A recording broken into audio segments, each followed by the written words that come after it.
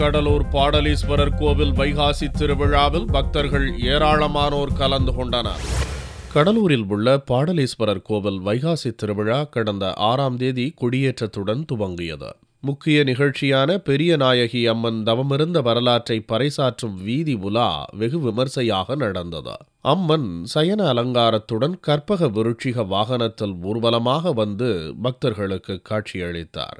மேலும் நாக வாகனங்களில் பஞ்சமூர்த்திகளின் வீதி உலாவும் நடைபெற்றது. விழாவை முன்னிட்டு வான வேடிக்கைகளும் நடத்தப்பட்டது.